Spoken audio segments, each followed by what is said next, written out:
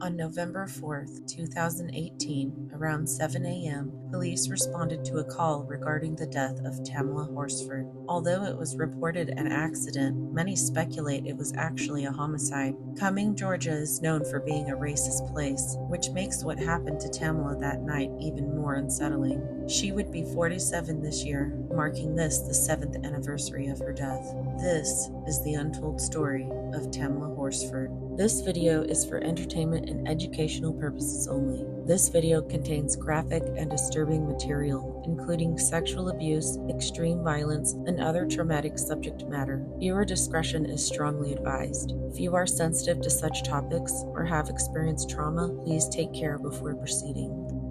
Tamla was born on October 10, 1978 in Kingstown, St. Vincent. Before we find out what happened that night, let's look at her natal birth chart. Let's start with Chiron retrograde in Taurus and Venus. Tamla's core wound in this life involved themes of safety, worth, and the body. She may have felt unappreciated at times or experienced being underestimated. Algo tied in here indicates Tamla carried karmic strength around enduring hardships and transforming it into courage. Lilith is in Cancer and Neptune. Lilith represents the wild feminine. She had a strong protective aura, especially over family. She could be nurturing and powerful, likely misjudged or intimidated by others when she asserted herself.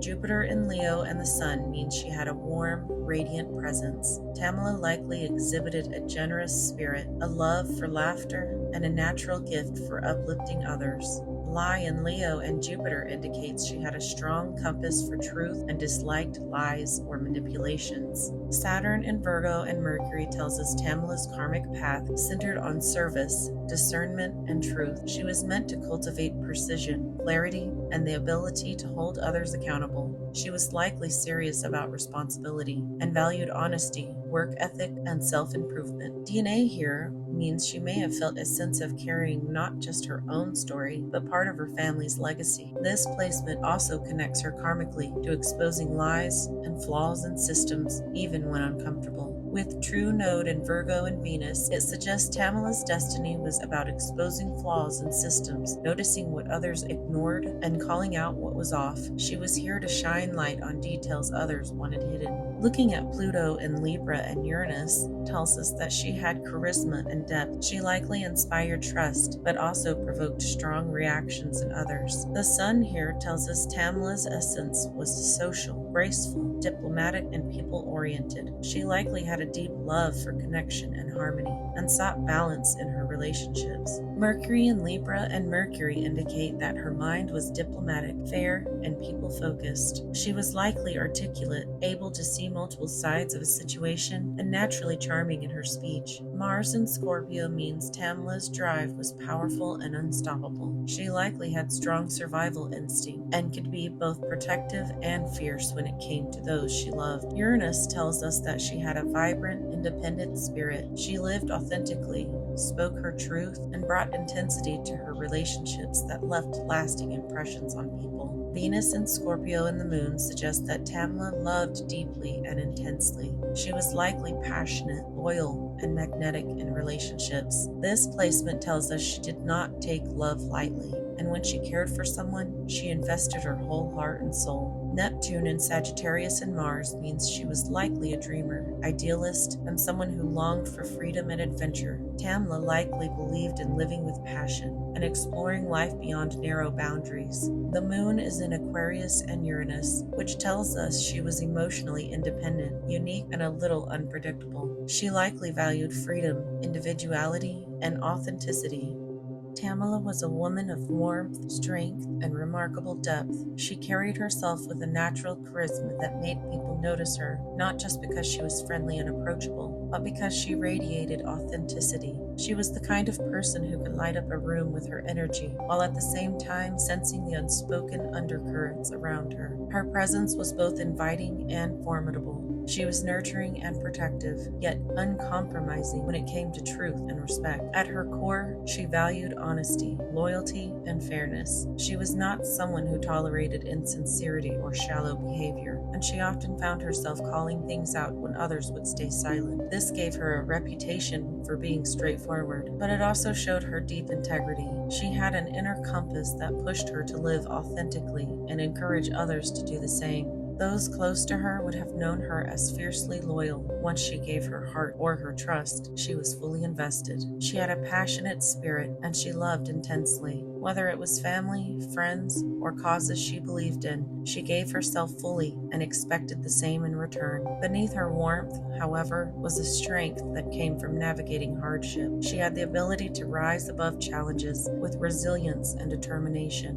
and she rarely let herself be controlled or diminished. This combination of tenderness and fierceness made her both deeply loved and, at times, misunderstood by those who could not match her intensity. Tamla also had a playful, radiant side. She enjoyed laughter, connection, and creating joy for others. People were naturally drawn to her lightheartedness, but they also sensed the wisdom and depth beneath it. She carried a strong sense of responsibility, often putting others first, and had an instinctive need to protect those she cared for. Overall, Tamla was a woman of contrasts, compassionate yet strong-willed, social yet deeply intuitive, playful yet serious about integrity. Her life reflected a powerful balance of love, truth, and resilience, and even in her absence, her energy continues to push others towards honesty and accountability.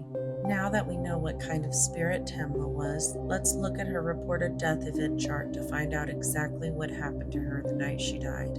As always, let's start with the AC in the first house, which represents the victim, her body, and how the event is experienced. The AC is in Virgo and Mercury, telling us that Tamla entered the night with clear intentions, but was pulled into confusion, intoxication, and deception. Her body was literally impaired by someone else's actions. The moon in Venus in the first house tells us that her emotions were raw and hurt. She wanted respect, but was treated as an object. She stood up for herself, possibly rejecting or correcting someone, which triggered them. The second house represents worth, possessions, values, and self-esteem. Venus retrograde in Libra and Mercury indicates there was a conflict rooted in self-worth and sexual and/or romantic dynamics. Someone felt entitled to her attention, and she withheld it or rejected it. The third house represents communication, arguments, or gossip. These placements tell us there was a verbal argument, likely in front of others. Something was said that humiliated or cut deeply into the perpetrator's ego. The fourth house represents end of matter, or scene of death. With Saturn on the IC and Lie, it tells us Tamla likely died on the ground outside. It also indicates that her body was tampered with and misrepresented afterwards. The official version of events equals a lie. The fifth house represents fun, parties, or sex. Pluto and Lilith here suggest the party itself carried sexual undertones, power games, jealousy, and manipulation. She was caught in a social dynamic she didn't fully agree to. Verde's placement here tells us the truth of her death is woven directly into the party itself, and though suppressed, it is temporary. The truth is destined to emerge. The sixth house represents tools, daily events, or the act itself. Mars represents physical violence, and Aquarius indicates sudden, detached, or impulsive. The perpetrator likely pushed Tamla suddenly, shockingly, and with little emotion. The seventh house represents the perpetrator, or face-to-face contact. Neptune and Chiron retrograde tell us Tamla's murderer is an insecure male, likely intoxicated and/or drug-using. He felt emotionally humiliated, which triggered his rejection wound, leading him to lash out physically. The DC being in Pisces confirms the perpetrator exhibits deceit, intoxication, and evasion here. The eighth house represents death or fatal injury. Uranus retrograde in Taurus suggests Tamla's death was sudden, shocking, and likely caused by a fall with fatal impact to the head, neck, or spine. The ninth house represents exposed truth or karmic lessons revealed. Algol is the demon star, a symbol of violent death, beheading, or trauma to the head. This placement here confirms that Tamla's death was due to fatal head trauma. The 10th house represents what becomes public or the story. Gemini in this house means her death is surrounded by rumors, misinformation, and multiple stories, causing difficulty in pinning down the truth. The MC here indicates two narratives or competing statements.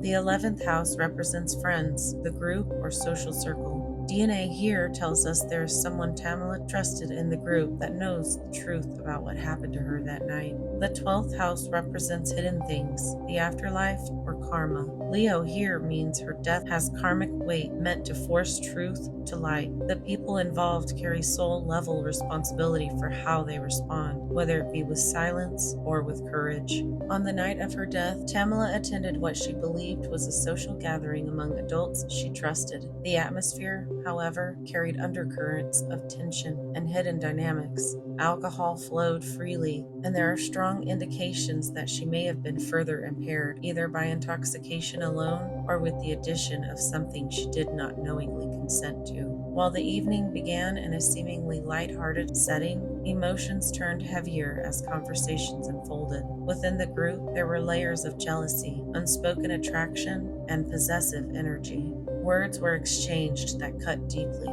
and Tamla, known for her honesty, did not shy away from asserting her boundaries or calling out behavior that made her uncomfortable. This created friction, particularly with one individual whose pride and sense of control were challenged in that moment. At some point, she stepped outside, either to find a moment of peace or to smoke, still carrying the emotional weight of the confrontation. It was here that events turned fatal. Another person followed, still stung by their earlier exchange. Already emotionally volatile and under the influence, this male lashed out in a detached but reckless way. A sudden push, delivered in anger or humiliation, set Tamla off balance. Disoriented and impaired, she was unable to steady herself.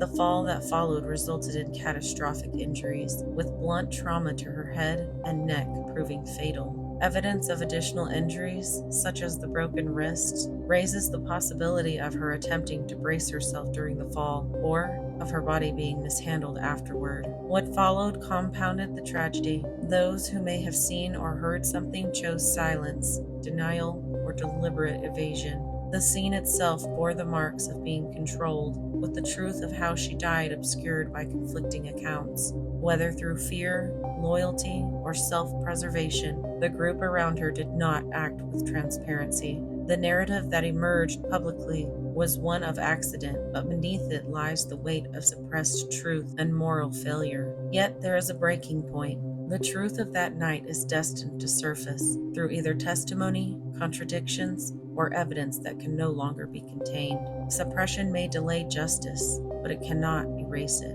Karmically, Tamla's death carries a heavier purpose than the cruelty of its physical circumstances. Her passing shines light on the cost of secrecy, the consequences of dishonesty, and the dangers of silence in the face of injustice.